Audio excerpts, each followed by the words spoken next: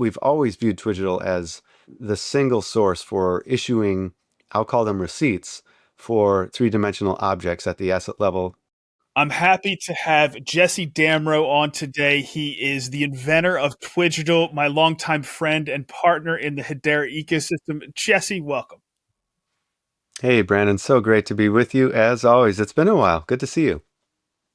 It has been a while, but we work in the background a lot, but I haven't had you on the show. It's way overdue. And what we're going to be talking about today is something that's unique, not just in the Hedera ecosystem, but in all of Web3. And something has happened in recent months to actually prove that out. But to start it off, let's just talk about what this platform is. Can you tell us about Twigital? Absolutely. So Twigital is the first application that creates tokenized digital twins. And of course, what that means is we're making 3D objects by scanning them, and we're documenting these assets at the object level by creating these unique new file types, which are tokenized digital twins. So it's a great tool for documenting assets at the object level. Well, Jesse, you have been an HBAR baron. You've been in the Hedera ecosystem for pretty much as long as I have. So we're going back into the last decade. What's the journey been like for building this application on Hedera, and where does Twigital stand now? Yeah, good question. I guess, well, you know me, but I guess the community might not as well, but I'm pretty pragmatic and not so much of the speculator, I suppose, which is, the internet, all things Web3 is wonderful. It's a, a living, breathing organism, but what we're focused on is a little bit more of the utility aspect. It might not be as interesting to some who are obviously in it for the speculation or the gains, but it's certainly a tool that will be utilized in the future, we think. And we've kind of emulated Hedera's own company trajectory and growth by forming the company, taking time to make sure it's formed properly, taking measures to ensure that since we are building something that's never been built and it's novel, that we should have some IP surrounding it, at least to protect us for some period of time. And so in that way, I think we followed in Lehman and Mance's footsteps a little bit. Maybe not the sexiest thing, but it's a company that's poised now for serious commercialization and growth.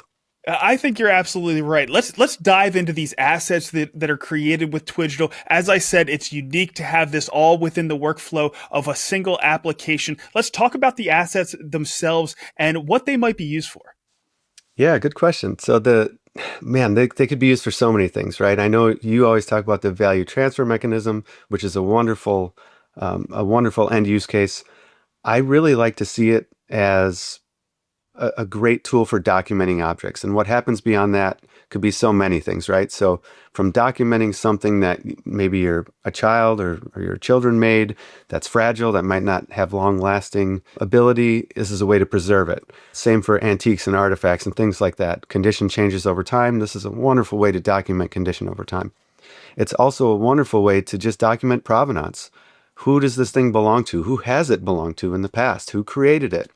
So we've always viewed Twigital as the single source for issuing, I'll call them receipts, for three-dimensional objects at the asset level. I'm talking about objects that would fit on a tabletop, right?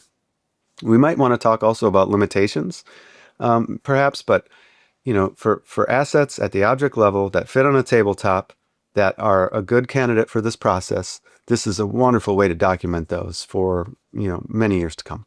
Now, that's one of the things that even though you say on the tabletop, I've Twigitized things that are much bigger than that, but it does make sense. And it covers an awful lot of different objects. Like you were talking about, it could be used for education. It could be used for things that are in a museum to document those kind of things. But I do like that value transfer mechanism, that whole idea of all of these things that we treasure, the things that we might want to sell, trade, maintain some of our value in, things that are on our display shelf in our basement. Whenever we have friends come over and we want to show something off, these are the things that we show off.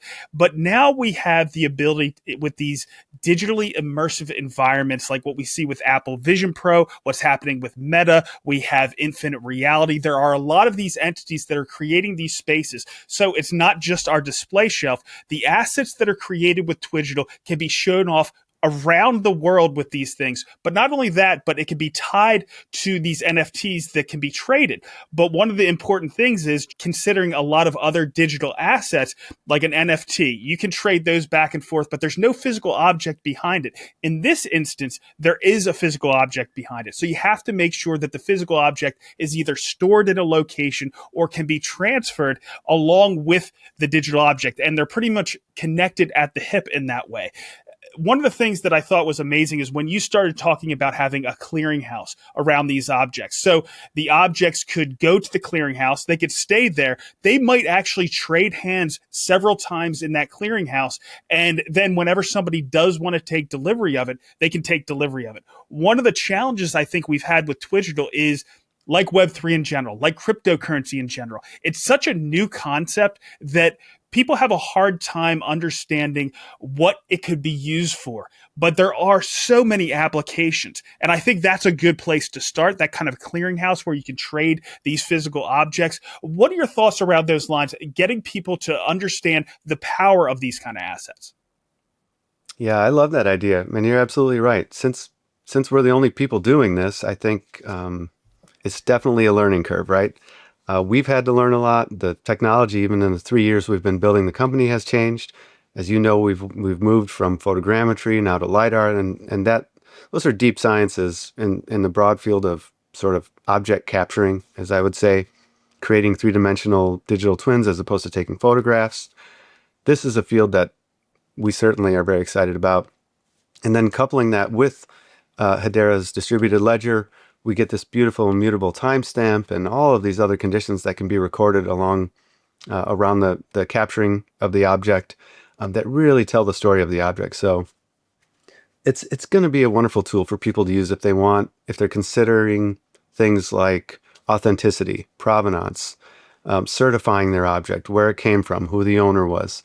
There will be no better way to do that, I believe, than creating a forensically analyzable 3D digital twin, but then also tokenizing that. And so we've built that all into the workflow of one application. And yeah, you're right. At this point, it's been a grind because there is nothing else like that. In Web3, you have to imagine a lot of the things that get built, even on Hedera, are things that are already built on another blockchain, and now they're here. So not casting shade at all, but this is kind of like most things, right? And most projects you see, whether it's DeFi or NFTs, CryptoPunks, whatever, there's sort of a version of that already on all the other blockchains. Now they're building another one for Hedera. We wanted to do something completely different, something that does not exist, right? What can we do with Hedera that could not be done on these other blockchains? So Hedera has this wonderful thing called HTS, Hedera Token Service, which is a beautiful tool that we've leveraged, and I don't think anyone else, at least that we're aware of in the Web3 space, offers such a seamless, easy to use, low cost service such as HTS that allows us to make these incredible files. So in that way, we're just so thrilled that Hedera exists and that it's all been working as we have imagined, more or less, over some iterations over the last 2 years or so. But at this point, the proof of concept has been tested. It will work wonderfully. There are limitations, of course, but since we're the only one out there, we shouldn't be too hard on ourselves. Speaking of, the uniqueness of this, we took a big step over the past few months, and it's a step that I haven't seen in the Hedera space since Hedera itself in the very beginning. Do you want to explain what happened as far as IP and Twigital over the past few months? Yeah, so I mentioned that we've kind of emulated Hedera as the company itself and just being pragmatic and not speculative, even though we're operating within the Web3 space. So we do view it as a utility.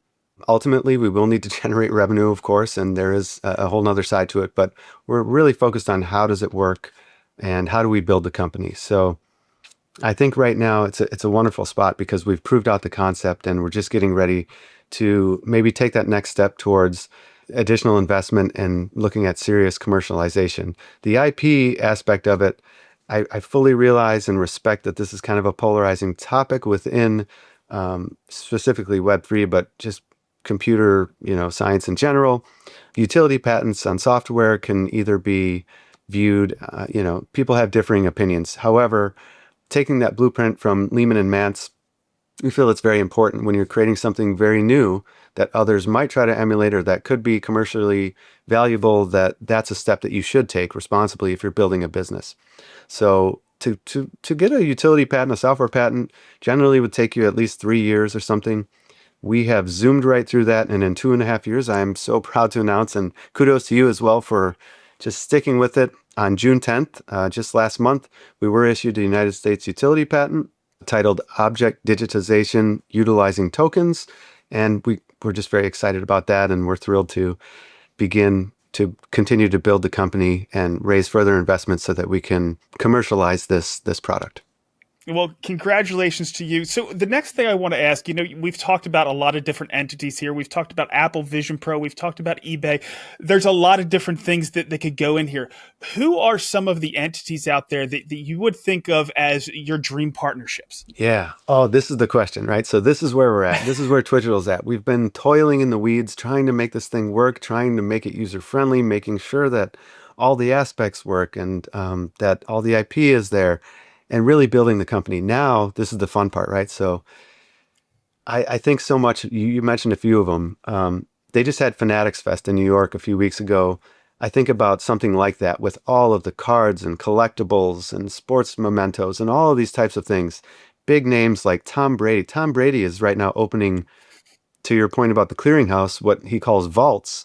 There's vault services with PSA and eBay, and this is where people will essentially house their items. Usually it's sports cards, comic books, things like that. And these are vaults as a service where the cards will be authenticated. They will be graded. They will be certified and stored, and then can be traded as well. So that is a business case that is exploding, and that Twigital is very much poised to be a part of, I hope.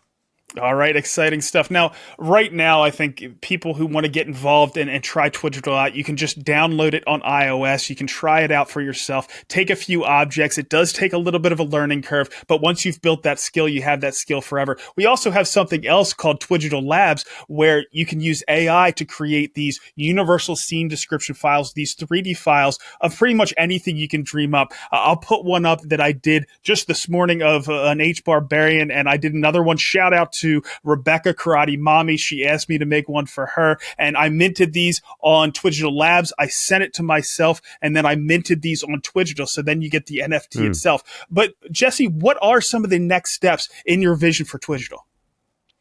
Well, that's a great point. So now that the IP, the proof of concept, and all of that has been built out, and I think it's really about commercialization, right? So we have this whole AI thing, which I love. I mean, I understand Hedera and AI is really a push along with RWAs right now. I think Twigital is very well positioned. To your point, and I'm not sure many people know about Twigital Labs yet. They might be familiar with the iOS application, but essentially Twigital Labs will let you create any three-dimensional object by prompt, refine those, add rendering to those. And then, of course, you end up with what could be a novel character or something that you want to document the creation of, right? Hey, I created this character at this date. This is my brainchild. And so it's a beautiful way to do that. I think that could be a powerful tool in itself, just to create anything, not only documenting physical objects that exist, but creating three-dimensional objects and tokenizing them in this way could also be a part of the app very soon. But as far as next steps, it's really about reaching out now and finding these partnerships and raising additional capital. This is always very important. We need to raise enough investment so that we can take a serious shot at having an operating fund for at least a year or two so that we can make a serious go at this. And to do that, the funding that we've raised to date has been wonderful, but it's somewhat limited within the ecosystem of Hedera. And I think we need to move beyond that now and see if we put some capital behind the project, what would be possible. So if you know anybody that might be a good partner for us, that could be a business, somebody that could leverage this kind of stuff, we certainly want to hear from you. Jesse, it's been a great journey to this point. We've created something that I'm really proud of. Thank you for everything you've done to this point, and thanks for coming on today and giving us an update. Oh, thank you, Brandon. As always, it's a pleasure to be with you and to have worked with you over the years, and looking forward to more. I'm now posting these interviews of Hedera builders independently to my channel. The community, influencers, and media outlets are free to use this content to spread the word on what's being built on Hedera. Once they're all uploaded, you'll be able to go to my channel and search for whatever topic or team you're interested in to find more information. Or you'll be able to get the most recent Hedera news by watching the latest HBAR weekly update. So check them out.